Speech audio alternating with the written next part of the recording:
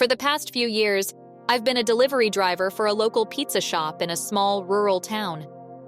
The shop is a tiny, funky kind of place, and it has a charm you won't find in the big chains. I like the people I work with, and I've enjoyed getting to know the regular customers. I know I'm not going to get rich delivering pizzas, but the job gives me a sort of peace I've grown to appreciate. I'm a somewhat introverted person, so I don't mind spending most of my shift alone in my car listening to podcasts. Since a lot of the area's population lives way out in the country, our delivery radius is quite a bit larger than many of the chains you might find in the city. Every delivery provides me with a chance to enjoy the scenic landscapes of our countryside. Some of the drivers hate doing deliveries out into the boonies, but I like them. I get to be away from the hustle and bustle of the pizza shop for 30 or 40 minutes at a time, and the long-distance delivery fee our shop charges means the money isn't too bad either. One evening, an unfamiliar address appeared on my delivery receipt. It was for a place on Meadowbrook Lane, which was 18 miles away according to Google Maps. I was more than happy to take the run and collect a nice, guaranteed tip. When the order was ready, I jumped in my Honda and soon found myself deep in the woods, winding my way through narrow country roads. I arrived at my destination right as the sun was setting.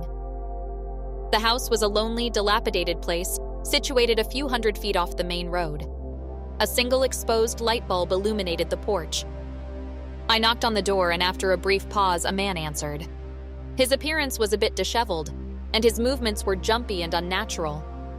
I thought I smelled vodka, but I wasn't sure. He seemed a bit odd, but the truth is that lots of people who lived out in the sticks were a bit strange, so I didn't think much of it. It wasn't my business what people got up to out in the country. And one thing I loved about rural living is that people were free to live how they wanted. Over time, the house on Meadowbrook Lane became a regular delivery destination, ordering once or twice a week. The other drivers hated delivering there, so I was usually the one who ended up doing the run. This was fine by me, since it meant more solitude and more money. During my third or fourth delivery to the Meadowbrook house, I noticed two young faces peeking out from behind a curtained window. A girl and a boy, no older than 9 and 5. Their expressions were difficult to read, but they looked anxious. In an attempt to lighten the mood, I smiled and waved, but they just withdrew back into the house. The deliveries to Meadowbrook Lane became a regular part of my otherwise sporadic delivery schedule. Over time, I found myself forming an unusual connection with the two young children there. The girl began to smile back at me, although she still seemed somewhat reserved and wary. The boy, by contrast, was a little bolder, and he began greeting me with a big smile and a little wave when I pulled into their driveway. I grew to look forward to seeing them on my visits to the strange house in the woods. One night after returning from the Meadowbrook house, I was chatting with my coworker, Maria. She was a lifelong resident of our town who seemed to know everybody and everything that went on here. As I shared my experiences at the Meadowbrook house, Maria recalled how the couple had gotten in some trouble related to drug abuse a number of years ago. They were purportedly clean now, but she urged me to stay alert during my visits. A couple weeks later, I had another delivery to the Meadowbrook house. I pulled up to the house, looking forward to seeing the two kids smiling and waving from the window. However, on this occasion, the window was empty. The door swung open and the father handed me a wad of cash. This time he was strangely sweaty, and the stink of alcohol was unmistakable. Before he closed the door, I heard a shrieking noise emanating from inside the house, and it took me a moment to realize it was the mother. She was screaming, loudly, and her tone had an edge that cut right through me. I knew what it was like to be scolded as a kid, but this was something else. The kids weren't in sight, but I imagined them huddled in a corner somewhere. The thought made my heart sink.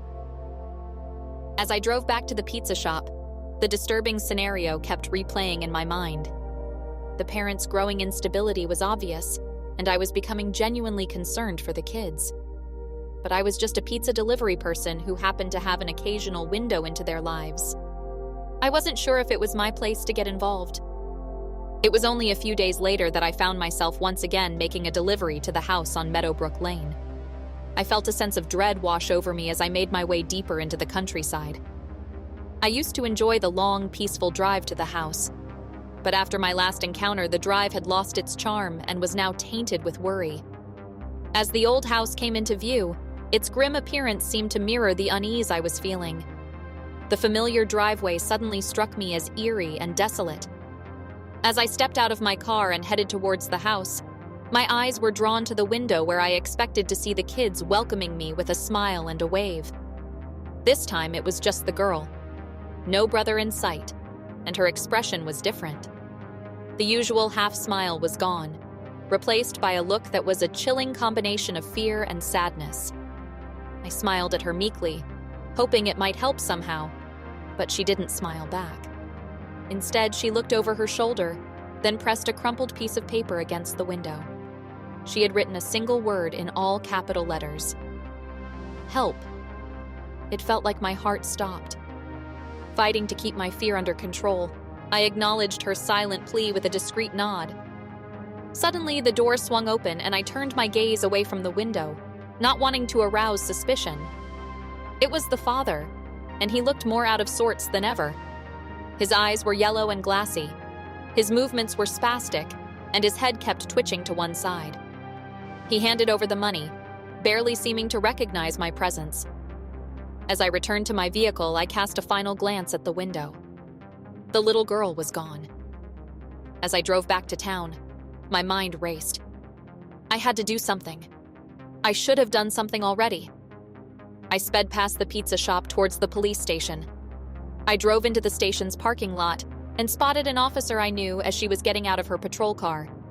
She was one of the night shift cops I'd delivered to multiple times. I got her attention and relayed my observations about the Meadowbrook Lane house. She called somebody on her radio and explained the situation. After a bit of back and forth, I heard the person on the other end of the radio say they were going to send a team of officers to the house to do a wellness check. The officer asked me a few questions and took down my phone number, then jumped into her patrol car and headed towards Meadowbrook Lane. And that was it. There was nothing left for me to do.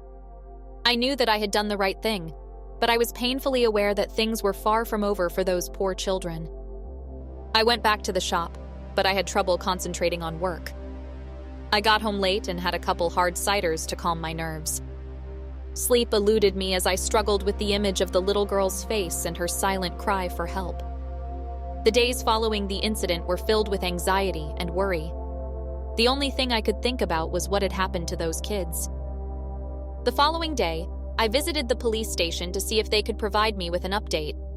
I talked to an officer who couldn't reveal much about the situation since the investigation was still in progress. However, he must have sensed my concern, and he unofficially assured me the kids were safe in protective custody.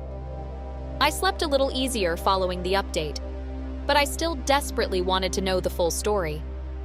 Fortunately, I got some answers a few days later when the officer I first spoke to in the parking lot came into the pizza place and asked to speak with me.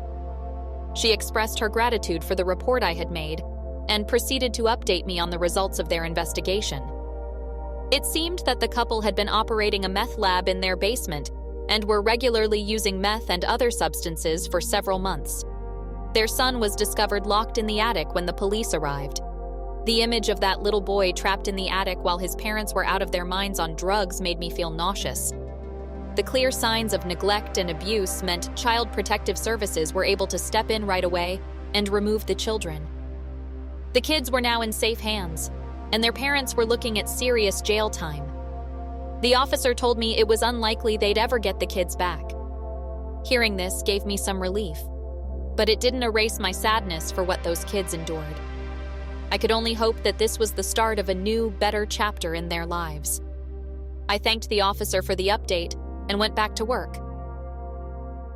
Life eventually fell back into its usual rhythm, but the echoes of Meadowbrook Lane's events stayed with me. A few weeks later, I decided to drive by the house, now barricaded and desolate. The sight of it, empty and forsaken, served as a stark reminder of the dark secrets that had once lurked beneath its mundane exterior. I eventually heard from Maria at work that the children were taken in by a local family and seemed to be doing well. Knowing they were safe gave me some sense of closure, and I felt like I could finally start to move on from the traumatic event. Still, the chilling memories from the house on Meadowbrook Lane and the silent plea for help from that little girl, those are moments I'll never forget.